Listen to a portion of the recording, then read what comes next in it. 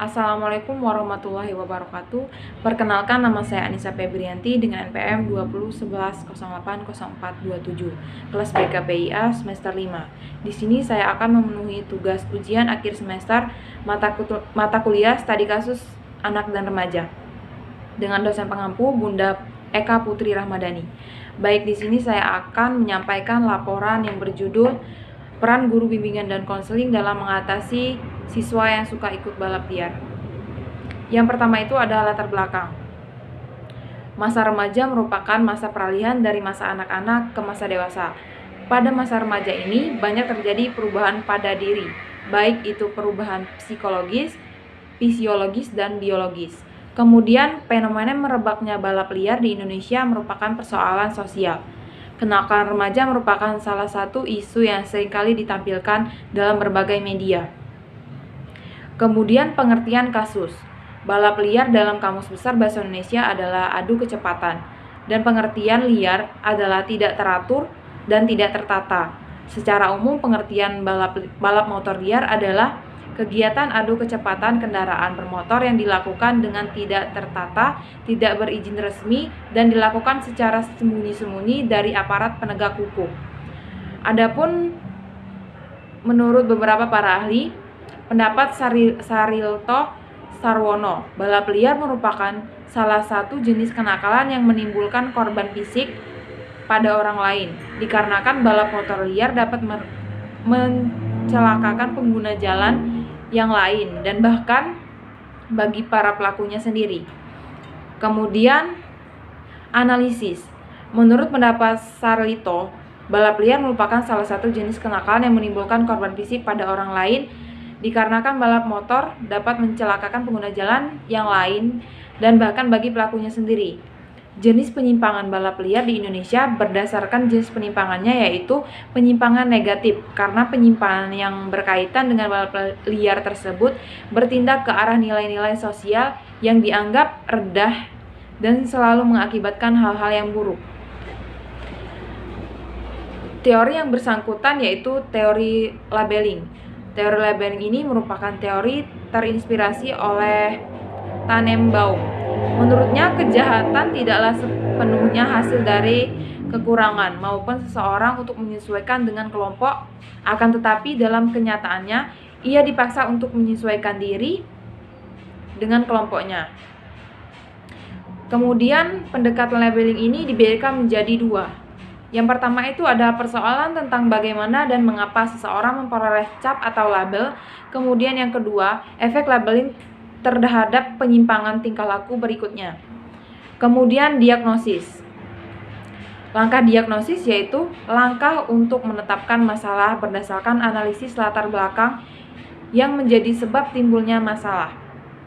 Kemudian dalam langkah ini dilakukan kegiatan pengumpulan data mengenai berbagai hal yang dilakukan dalam kegiatan pengumpulan data yang mempunyai keterkaitan dengan gejala yang dihadapinya. Kemudian ada 4 faktor psikologis mengapa remaja tersebut terlibat balap liar. Yang pertama, faktor yang ada di dalam diri anak sendiri, yaitu bawaan dari lahir. Hal ini bisa disebabkan oleh kelainan otak, kejadian-kejadian ketika kelahiran bayi, misalnya birth injury, yaitu luka pada ketika bayi ditarik dari perut ibu. Kemudian yang kedua, faktor yang berasal dari keluarga. Rumah tangga yang penuh dengan kekerasan, entah antara orang tua atau pada anaknya, jelas berdampak pada anak. Anak ketika meningkat remaja, belajar melakukan kekerasan pula. Sebaiknya, orang tua yang melindungi anaknya ketika remaja tumbuh sebagai individu yang tidak mandiri dan tidak berani mengembangkan identitas yang baik. Kemudian yang ketiga, faktor sekolah. Sekolah pertama-tama bukan dipandang sebagai lembaga yang harus mendidik siswa menjadi sesuatu, tetapi sekolah terlebih dahulu harus dinilai dari kualitas pengajarannya. Karena itu, lingkungan sekolah yang tidak merangsang siswa untuk belajar, atau misalnya suasana kelas yang monoton, peraturan yang tidak relevan dengan mengajar, tidak adanya fasilitas praktikum, dan sebagainya, akan menyebabkan siswa lebih senang melakukan kegiatan di luar sekolah. Kemudian yang keempat, faktor lingkungan. Kurangnya pelaksanaan ajaran-ajaran agama secara konsekuen masyarakat dapat menyebabkan kenakalan remaja apabila lingkungan masyarakat sangat kurang sekali melaksanakan ajaran-ajaran agama. Kemudian ada prognosis. Langkah prognosis adalah menetapkan alternatif tindakan bantuan yang akan diberikan berdasarkan hasil diagnosis. Langkah alternatif dalam mengatasi balap liar pada kalangan pelajar diantaranya ada 4. Yang pertama itu harus dipahami bahwa balap liar merupakan perilaku yang negatif. Perilaku balap liar erat hubungannya dengan emosionalitas dan rasionalitas para pelajar. Kemudian yang kedua, perlu diberikan peluang untuk mendapatkan beasiswa dalam melanjutkan pendidikan ke jalur jurusan khusus motor seperti sekolah untuk pembalap, sekolah khusus motor, dan lainnya sesuai dengan keahlian dalam dunia motor. Kemudian yang ketiga, memberikan pendidikan etika dan moral untuk para pelajar. Yang keempat, memberikan perhatian yang lebih untuk para remaja yang selanjutnya sedang mencari jati diri. Kemudian ada treatment. Langkah pemberian bantuan atau treatment ini pada dasarnya merupakan realisasi dari langkah-langkah sebelumnya, yaitu melaksanakan alternatif bentuk bantuan yang mungkin diberikan berdasarkan masalah dan latar belakang yang menjadi penyebabnya. Kemudian treatment dalam upaya pemberian bantuan untuk mengatasi balap liar pada pelajar diantaranya yaitu ada 5. Yang pertama, menghadirkan seorang figur yang baik untuk dicontoh para pelajar.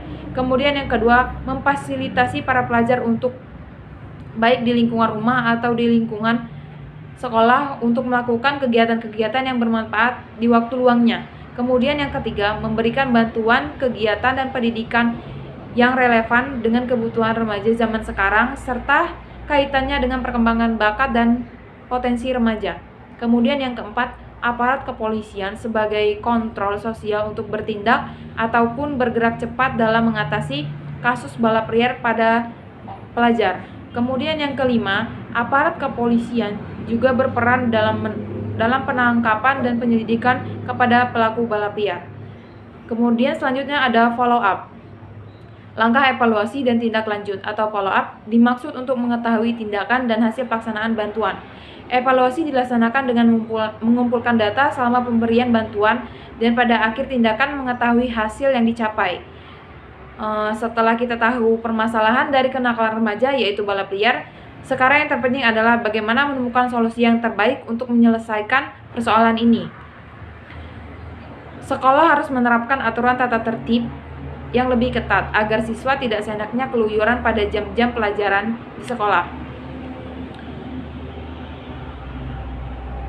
Perlunya meningkatkan kontrol diri terhadap remaja. Adapun salah satu usaha untuk meningkatkan kontrol diri adalah dengan bermurakabah kepada Allah. Istilah murakabah diterapkan pada konsentrasi penuh waspada dengan segenap jiwa, pikiran, dan imajinasi serta pemeriksaan yang mengawasi dirinya sendiri dengan cermat.